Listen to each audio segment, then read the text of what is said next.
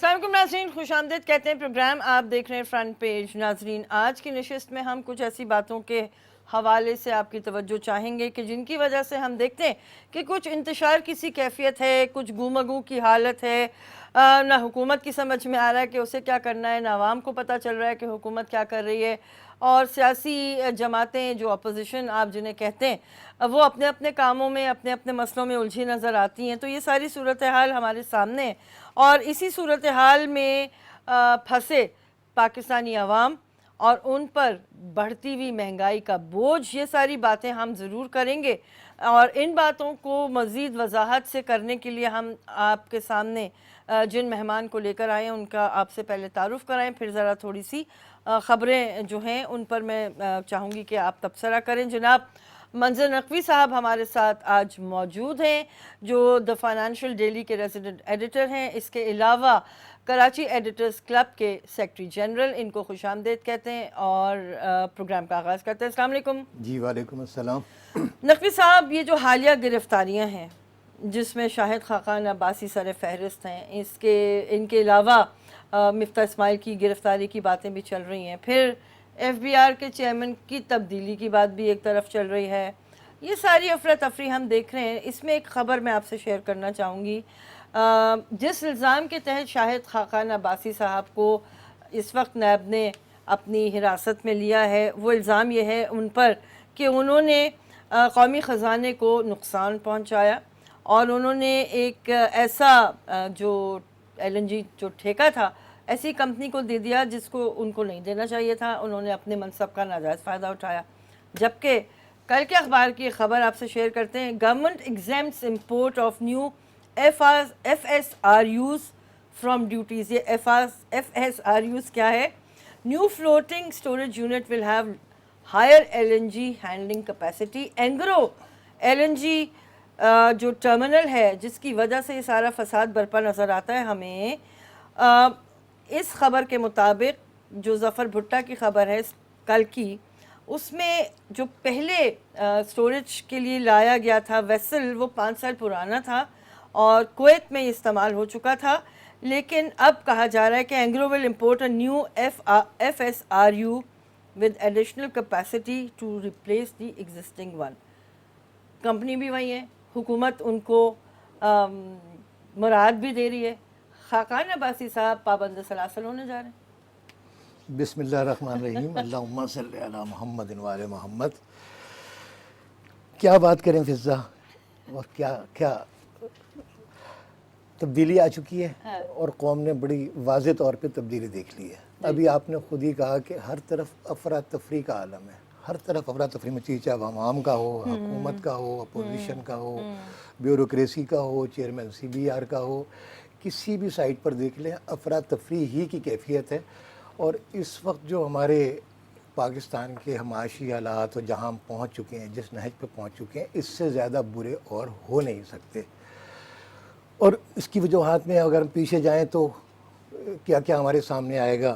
ابھی آپ نے شاہد خاقان کی بات کی تو یہاں سے شروع کر دیتے ہیں کہ انہوں نے ایل این جی کے ٹھیکے میں کہ ناقابل تلافی نقصان قومی خزانے کو پہنچایا۔ کیا صرف شاہد خاقان عباسی نے نقصان پہنچایا؟ اس سے پہلے کسی اور نے نقصان نہیں پہنچایا، یا اس حکومت نے نہیں نقصان پہنچایا؟ رزاق داؤد کے حوالے سے آپ کو خبریں موجود ہیں، اور ڈیم کے حوالے سے آپ کے پاس خبریں موجود ہیں کہ بغیر کسی کہ اس کے ٹینڈر اور یہ ساری چیزیں کیے بغیر آپ نے اپنی من پسند لوگوں کو آپ ٹھیکے دے رہے ہیں، من پسند لوگوں کو آپ کیبنٹ میں لے کے آ رہے ہیں۔ 15 سے زیادہ آپ کے نان الیکٹڈ لوگ آ چکے ہیں، اس پہ اعتراض نہیں ہے، مگر کچھ لوگ تو ایسے ہیں جو بغیر، جیسے ڈاکٹر شمشاد ہیں بغیر تنخواہ کے ہیں، شبر زیدی ہیں بغیر تنخواہ کے ہیں۔ لیکن صبح سے لے کے شام تک یہ 50 رکنی کابینہ کام کیا کرتی ہے؟ سب کا ایک ہی کام ہے، میں وزیر اعظم کے، اور جو جتنا اچھا کام ہوتا ہے اس پہ ترقی بھی ملتی ہے۔ وزیر مملکت ہوتا ہے تو وفاقی وزیر ہو جاتا ہے، پہلے بھی ایک ہوئے، اس دفعہ بھی ایک ہوئے، تو سب کے سب ایک ہی کام پہ لگے ہوئے ہیں۔ اگر یہ سارا کام چھوڑ کے ملک کے لیے بھی کچھ تھوڑا سا سوچ لیں کہ جی ملک کے لیے بھی کوئی کام کرنا ہے، ہم نے کوئی پالیسی میکنگ کرنی ہے، ہم نے کوئی پروجیکٹ بنانے ہیں، ہم نے جو وعدے کیے تھے ان کو پورا کرنا ہے، ہم نے تبدیلی لے کے آنی ہے۔ مگر کون سی تبدیلی؟ جو یہ تبدیلی لے کر آئے ہیں، اگر یہ تبدیلی ہے تو مجھے یہ تبدیلی نہیں چاہیے، میں معافی چاہتا ہوں، مجھے اس تبدیلی سے معاف کر دیں۔ ایک اور مجھے اب باتوں میں بات آ گئی ہے، ایک اور مجھے تکلیف ہے نیا پاکستان، مجھے شدید تکلیف ہے نیا پاکستان۔ لوگوں کو خوب بیوقوف بنایا، نیا پاکستان۔ یہ کوئی نیا پرانا پاکستان نہیں ہے، پاکستان صرف پاکستان ہے، اسلامی جمہوریہ پاکستان ہے، یہ قائد اعظم کا پاکستان ہے۔ نیا پاکستان کیا ہوتا ہے؟ ایک بیکری ہے جی، Bombay bakery, new Bombay bakery.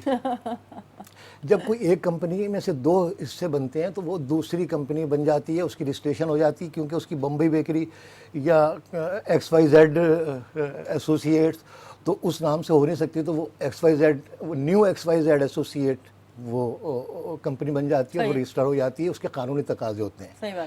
نیا پاکستان کے لیے کیا کوئی پارلیمنٹ میں بل آیا تھا؟ کیا قومی اسمبلی نے پاس کیا تھا یا کسی نے کیا تھا؟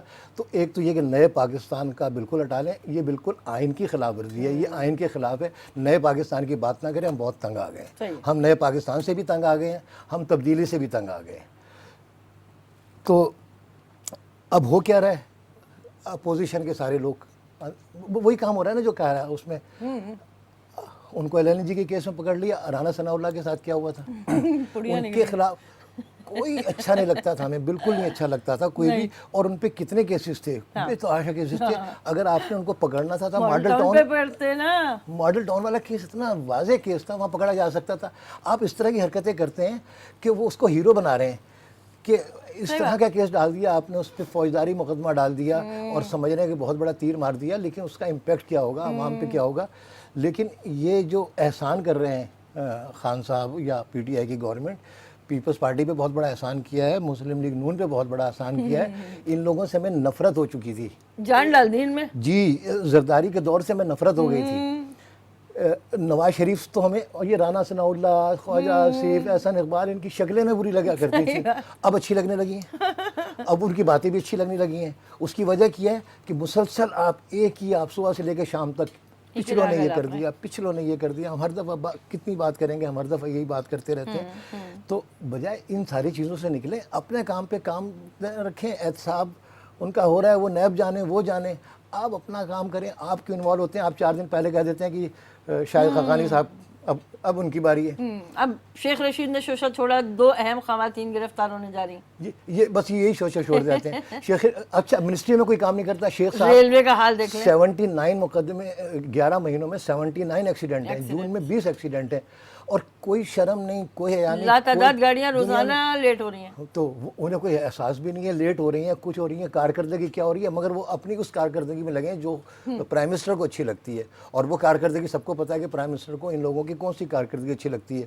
ریلوے کے اگر ایکسیڈنٹ ہونا بند ہو جائیں، وہ اچھی ہو جائے، تو وہ ان کی کارکردگی میں شمار نہیں ہوگا، ان کی شمار میں یہ ہوگا کہ جی اب 2 خواتین گرفتار ہونے جا رہی ہیں، اب یہ ہو رہی ہیں۔ اس طرح آپ اپنے آپ کو اور گندا کر رہے ہیں۔ صحیح کہہ رہے ہیں آپ۔ اچھا تھوڑا سا آگے بڑھتے ہیں، FBR کی تھوڑی سی بات کرتے ہیں۔ FBR بھی کسی طور سدھرتا ہی نہیں ہے۔ شبر زیدی صاحب سے بڑی امیدیں ہیں کہ وہ ایک نبض شناس شخصیت ہیں، انہیں معلوم ہے کہ ٹیکس کے نظام میں کیا کیا خرابیاں کہاں ہیں، کیونکہ وہ ان خرابیوں سے نکلنے کے مشورے بھی اپنے کلائنٹس کو دیتے رہے ہیں، جی بالکل، اور وہ کتنا کم ٹیکس دیا جا سکتا ہے وہ بتا چکے ہوں گے ان سب کو، کیونکہ وہ ایک انڈیپینڈنٹ ٹیکس کنسلٹنٹ کے طور پہ کام کرتے تھے، اور بعد میں بھی کریں گے ظاہر ہے جب حکومت سے فارغ ہوں گے۔ تو میرا پوائنٹ یہ تھا کہ ان جیسا شخص بھی اب وہاں جا کر اگر کچھ نہیں کر پا رہا تو یہ بھی ایک افسوس کا مقام ہے۔ لیکن بریک کے بعد جواب دے دیجیے گا نقوی صاحب، کیونکہ یہ ایک اہم سوال ہے کہ اہل لوگ بھی ایسے کاموں میں پھنس جاتے ہیں جو ان کی چوائس کے نہیں ہوتے، اور پھر وہ ڈیلیور نہیں کر پاتے اور ان کی نیک نامی پہ بھی بٹا لگتا ہے۔ واپس آتے ہیں ناظرین، پروگرام آپ دیکھ رہے ہیں فرنٹ پیج۔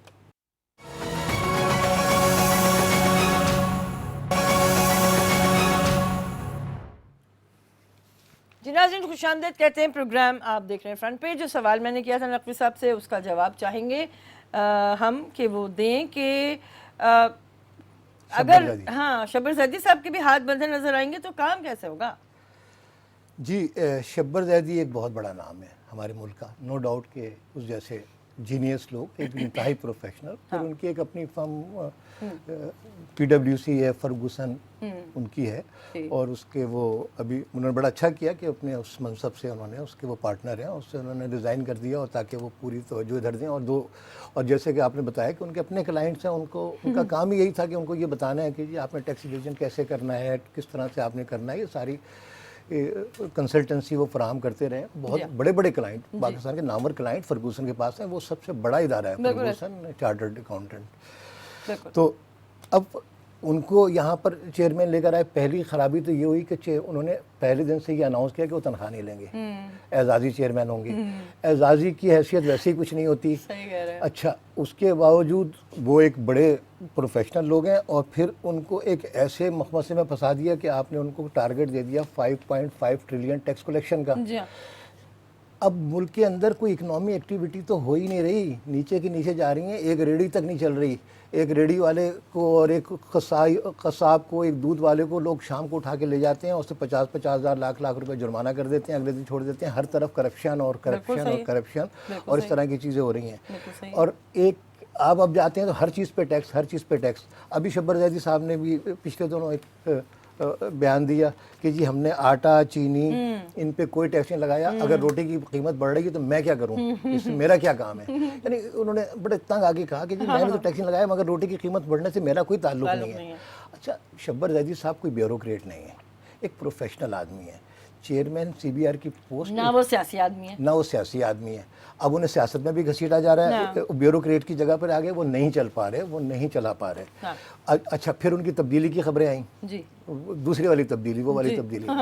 अच्छा कि जी वो अब उनको हम स्पेशल असिस्टेंट वज़ीर मुमलिकत का ओहदा हो जाएगा। जब उनका वज़ीर मुमलिकत का स्पेशल असिस्टेंट का ओहदा हो जाएगा तो इसका मतलब उन्होंने बाकायदा तौर पे PTI ज्वाइन कर ली। अब वो एक सियासत में, अभी अब तक तो उनका कोई सियासत का तजर्बा नहीं है, अब वो सियासत में भी आ जाएंगे, मगर चेयरमैन की हैसियत ख़त्म हो जाएगी FBR की। जबकि MQM का शैडो बजट बनाने में उनका काफ़ी हाथ रहता है। जी, वो तो उन्होंने पूरा सपोर्ट किया, और उनको बजट के बारे में बात, लेकिन ये वाले बजट तो हमें बने बनाए आते हैं ना, जैसे हमने पिछले पहले वाले प्रोग्राम में कहा था कि ये तो उसमें भी आप देख लीजिए ना कि वो बाद में कहते हैं टाइपिंग एरर होगी।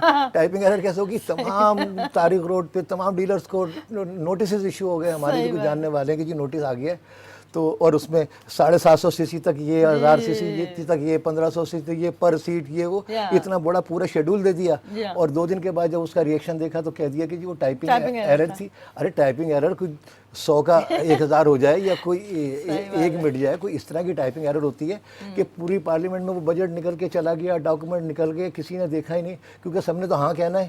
बिल्कुल सही। अच्छा, अब वहाँ पर भी देख लें, जिस तरह बजट पास हुआ, बात उधर आ गई बजट की तरफ कि बजट पास हुआ, सारा बार्गेनिंग से हुआ। बिल्कुल सही। अच्छा, बार्गेनिंग किसी, क्योंकि आपके पास अपने लोग जो आपके अपने इत्तेहादी हैं, हुकूमत भी तो बार्गेन करके बनी थी ना इत्तेहादियों से, तो अब वो सारे जो भी पार्टनर थे बार्गेनिंग, वो सब हट गए। आपने वहाँ बलूचिस्तान में भी बार्गेनिंग की, आपने यहाँ MQM के साथ बार्गेनिंग की, आपने अरबों रुपए के पैकेज दिए, वजारतें दी, तो ये किसके खर्चे से किया आपने?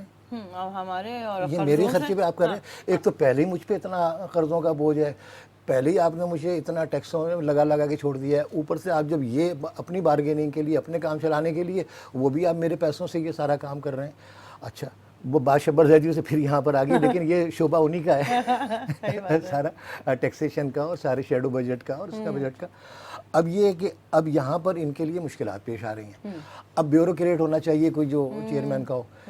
बहुत सारे ब्यूरोक्रेट से रब्ता किया जा चुका है, मगर कोई इस सीट पे आने के लिए तैयार नहीं है। बिल्ली के गले में घंटी कौन बांधे, ये कलेक्शन नहीं हो सकती, क्योंकि हो सकती थी, कोई ये बहुत बड़ी रकम नहीं है, बड़ा हो सकता है। इनका बड़ा अच्छा काम है शब्बर जैदी का कि ये टैक्स नेट को वसी कर रहे हैं, लेकिन वो जो बात करते हैं वो गलत करते हैं कि जी हमने नॉन फाइलर का कॉन्सेप्ट ख़त्म कर दिया है। रोज़ाना तो आप नॉन फाइलर की जंग तो वहीं के वहीं चल रही है। इतना नॉन फाइलर पे आप रोज़ाना स्लैब भी देखते हैं और कहते हैं कि हम नॉन फाइलर को नहीं कहा जाएगा और फाइलर ही होंगे, तो वो एक अलग कहानी है नॉन फाइलर। लेकिन ये कि फिर भी इन्होंने जो इक़दामात उठाए हैं, जिस तरह की चीज़ें की हैं, उससे टैक्स नेट में इजाफा हो रहा है, जो रिटर्न भरने वालों की तादाद में इजाफा होगा। अभी तक तो 1% के करीब है, बल्कि 1% से कम है। जी, मैं उससे भरवाता हूँ, अपने वकील से। मैं कहाँ से भरूँगा? अच्छा। वो जो भर के दे देता है तो वो मुझे सारी बैंक स्टेटमेंट मांग लेता है। मुझसे 8,000 रुपये पहले लिया करता था, इस दफ़ा पता नहीं कितना लगा, उसका भी रेट बढ़ जाएगा। ज़ाहिर है महंगाई हो गई है। تو ہمیں تو نہیں آتا، بھرتے ہیں.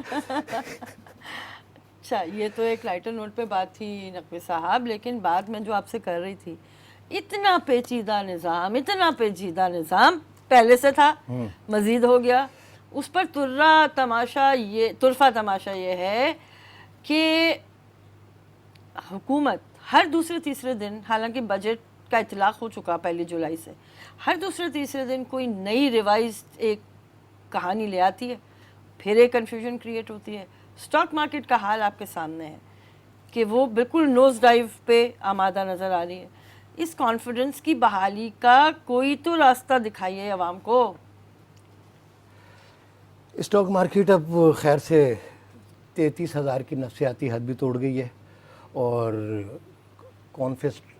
کسی بھی انویسٹر کا کوئی کانفیڈنس، کسی بزنس مین کا اب ہو بھی کیسے. اب وزیر اعظم خطاب کرنے کے لیے آتے ہیں گورنر ہاؤس میں کراچی کے بزنس مین تاجر برادری سے ملنے کے لیے، ان کی کوئی بات سنتے نہیں ہیں، اپنی بات سناتے رہتے ہیں، ان کی کوئی بات مانتے نہیں ہیں، اور وہ صرف ایک ہی بات کرتے ہیں. جہاں بھی اب بات ہو رہی ہے، ملاقات ہو رہی ہے تاجر برادری سے، تاجر برادری کے نمائندوں سے، وہاں اسٹیٹمنٹ کیا جا رہی ہے، NRO نہیں دوں گا، NRO. پہلے دن سے کون مانگ رہا ہے؟ ہر جگہ ایک ہی ان کے دماغ میں گھسا ہوا ہے کہ یہ NRO کیوں نہیں مانگ رہے، یا ان کے ساتھ کیوں نہیں معاملات طے پا رہے. تو وہ ایک کنفیوژن کا شکار ہیں. لیکن پوری کی پوری کیبنٹ ان کی یہ کہتی رہتی ہے کہ یہ NRO، اور یہ خود بھی NRO رو رو کے برا حال ہو گیا ہے. تو ہمیں یہ پارلیمنٹ میں کتنی دفعہ اپوزیشن کے لوگوں نے کہا کہ آپ نام تو بتا دیں کہ NRO کون مانگ رہا ہے، کیونکہ ان سے یہ چیزیں ہینڈل نہیں ہو رہی، ادھر کی بھی نہیں ہینڈل ہو رہی. اور نہ اب یہ جو نیب میں بھی آصف زرداری کو پکڑا ہوا ہے کہ بلینز وہ 350 بلین ڈالر باہر ہیں ایک رپورٹ کے مطابق. 200 بلین کی تو کہانی پرانی ہوگی، 350 بلین تک کی کہانی ہے کہ باہر ہیں. اچھا، اب زرداری کو آپ نے کتنے کیسے پکڑا ہوا ہے؟ 3 کروڑ کے. اس میں سے بھی 1.5 فریال اور یہ زرداری ہیں، اس میں سے بھی جائیں تو وہ بھی پھر 75 لاکھ رہ جاتے ہیں جب اس کو اور ڈیوائڈ کریں. وہ لوگ کہتے ہیں یار زرداری صاحب 3 کروڑ اسلام آباد سے جب کراچی آتے ہیں، کراچی سے اسلام آباد لاہور جاتے ہیں یا لاڑکانہ جاتے ہیں، ان کی ایک موو پہ 3 کروڑ خرچ ہوتے ہیں. صحیح بات ہے. اور آپ ان کو 3 کروڑ کے کیس میں لے کے بیٹھے ہوئے ہیں. ان چیزیں ہینڈل نہیں ہو رہی. ان کے اوپر بھی تو 1.5 ارب کا کیس ڈالا ہے خاقان عباسی صاحب پر. اچھا 1.5 ارب کا ان پہ ڈال دیا، اور 6 کروڑ کا ان پہ ڈال دیا شہباز شریف پہ. اور ان پہ یہ اب 1.5 ارب 6 کروڑ، اور یہ ارب روپے ہیں. اب اس کو ڈالر ٹرم میں لے کر آئیں تو آپ کے پاس کچھ بھی نہیں بچتا. تو اگر اور وہ کہتے ہیں آپ کیا وہ پلی بارگین کر لیں 3 کروڑ پہ، 3 کے 3 دے دیں کہ ہم NRO نہیں دیں گے، آپ بارگین کر کے نکل جائیں، ہم آپ کو جانے دیں گے. آپ ایک طریقہ موجود ہے، قانون میں موجود ہے، آپ بارگین کریں اور چلے جائیں. بارگین کس اماؤنٹ پر ہوگا؟ وہ جو ہمارا ایک خواب تھا 200 ارب ڈالر کا، اور 100 ارب منہ پہ مارنے کا، اور 100 ارب عوام پہ لگانے کا، اور IMF کی ایسی تیسی کرنے کا، وہ کہاں چلا گیا کہ آپ 3 کروڑ 1 ارب 1.25 ارب 2 ارب 10 ارب روپے کی بارگین کریں اور چلے جائیں. تو یہ اس طرح تو کام نہیں چلنے کا. بات ہم نہیں، یہ بالکل وہی والی اپروچ ہے کہ جب تھانے دار آپ کو، یعنی جب سپاہی آپ سے کر رہا ہوتا ہے نا سڑک پہ نیگوشیٹ، اس کی قیمت کچھ اور ہوتی ہے، وہ تھانے آتے آتے کچھ اور ہو جاتی ہے. اور تھانے دار جب اچھے موڈ میں ہو تو وہ کوئی اور ڈیمانڈ کرتا ہے، جب بہت ہی ناراض ہو تو وہ کچھ اور کہتا ہے. مجھے تو لگتا ہے یہ بالکل وہ تو تھانے میں چل رہی ہوتی ہے نا کارروائی، نیب اس وقت اسی طرح سے چل رہی ہے. بریک لیتے ہیں، پھر واپس آئیں گے تو گفتگو آگے بڑھائیں گے. جناب پروگرام آپ دیکھ رہے ہیں فرنٹ پیج.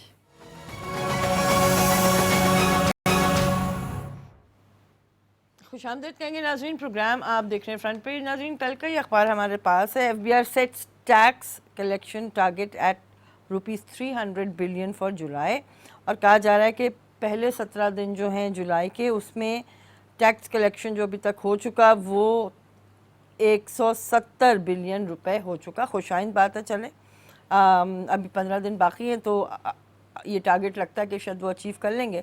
میں نقوی صاحب سے ہی پوچھوں گی. نقوی صاحب، ابھی آپ مجھے بتا رہے تھے کہ اسمبلی کے کچھ لوگوں کے کارنامے آپ نے बता लें, ज़रा बताइए टैक्स के हवाले से। जी, टैक्स कलेक्शन आप मुझसे तो पूछ रही थी कि टैक्स रिटर्न भरनी आती है नहीं आती, और मैं एग्जीक्यूटिव एडिटर हूँ फाइनेंशियल डेली का, एक फाइनेंशियल अखबार का, और मैं टैक्स रिटर्न नहीं भर सकता।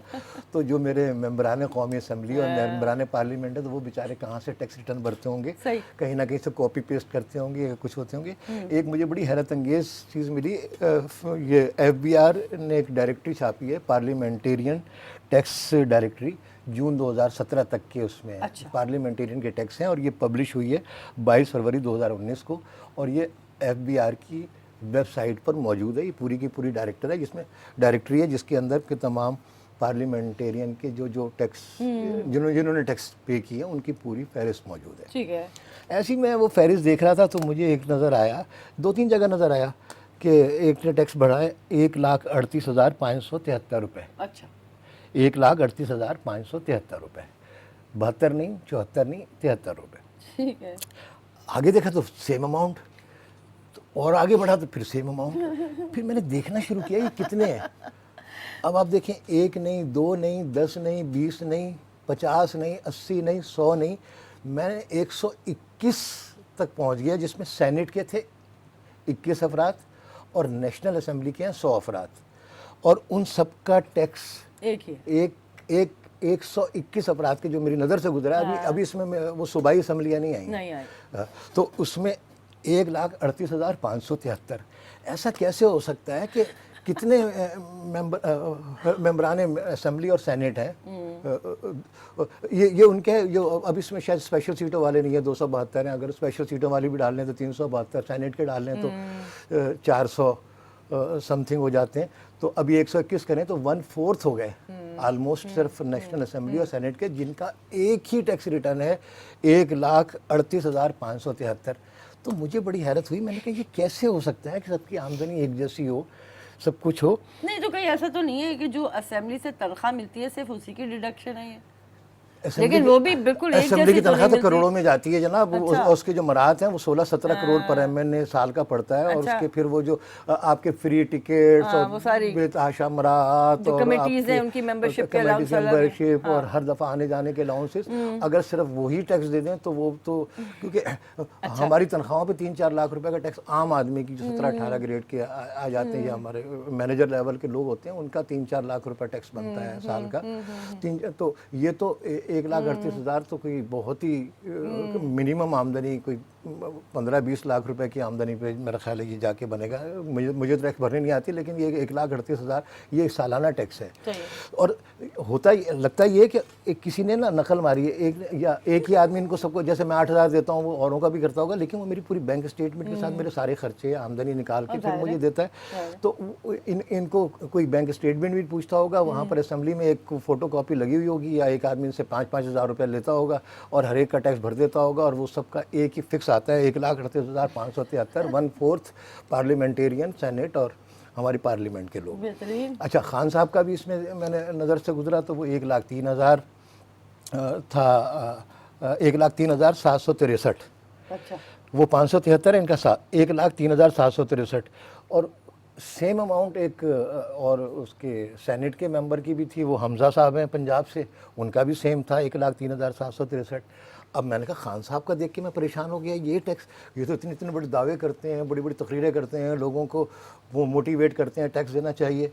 फिर मैंने इनकी वो देखी, जिन्होंने इलेक्शन कमीशन अपनी वेल्थ जो शो की है, अपनी सारी प्रॉपर्टीज, तो वो देख के मैंने ना रह गया। बेचारे 4.25 करोड़ की मिल्कियत के एसेट्स हैं, और उस 4.25 करोड़ में एक बनी गाला है 1,80,000 गज से थोड़ा सा ज़्यादा, 1,80,000 गज का घर वो है।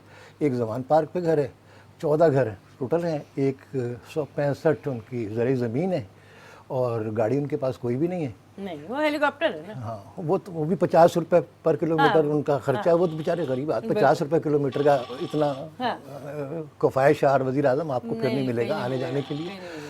तो ये सारा बनी गाला की प्रॉपर्टी जो है वो उस समेत 4.25 करोड़ की इनकी वेल्थ है, और बनी गाला की मैंने अमाउंट निकाली तो उसका कोई 1,11,11,00,000 का है। मैं देख के میں تو 10 گنا زیادہ پہ لینے کے لیے تیار ہوں. پھر میں نے اس کی ذرا وہ ان کی منی ٹریل وغیرہ کی جو چلی تھیں, انہوں نے 2000 میں وہ ایمنسٹی اسکیم بھی لی تھی.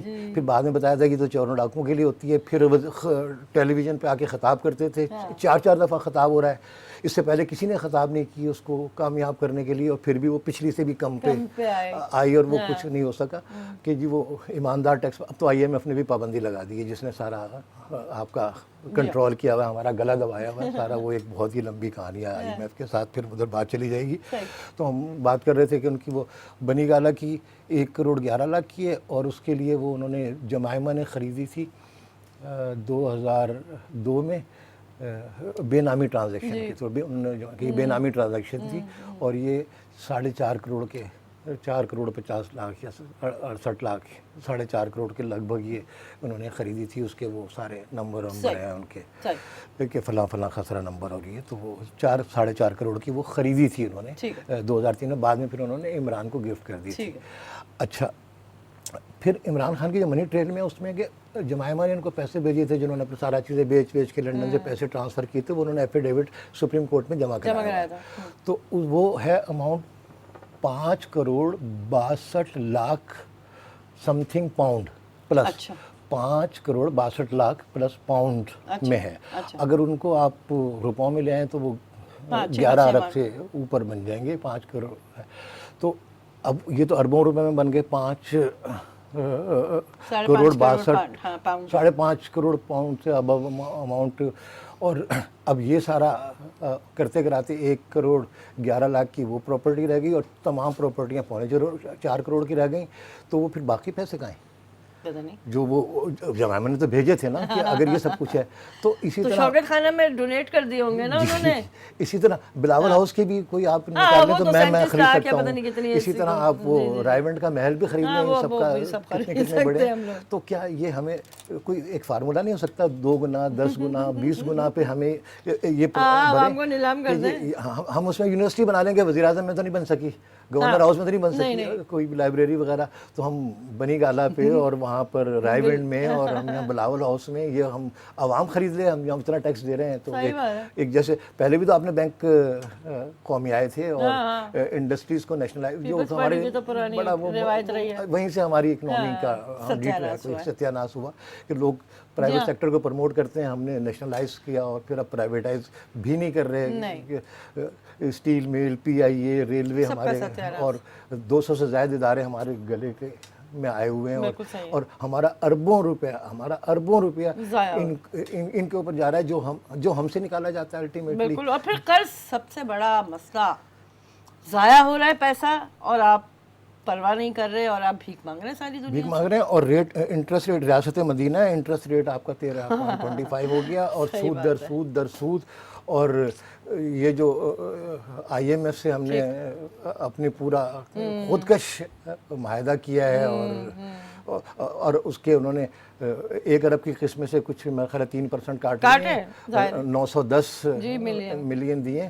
اور اب ہم نے 3 مہینے کے اندر ان کی شرائط پوری کرنی ہے ستمبر تک. پھر وہ اس کے بعد قسطیں آئیں گی, اور وہ 3.25 سال تک یہی ہوتا رہے گا. اب عوام کوئی سکون نظر نہیں آتا, اور آج تک میری سمجھ میں نہیں آیا. پہلے آیا تھا کہ جی 100 دن کا منصوبہ ہے, پھر کہ نہیں جی 6 مہینے, اب 100 دن میں تو کچھ نہیں ہو سکا. اب 100 دن پھر انہوں نے مئی جون میں کہنا شروع کیا 2 مہینے کی بات ہے.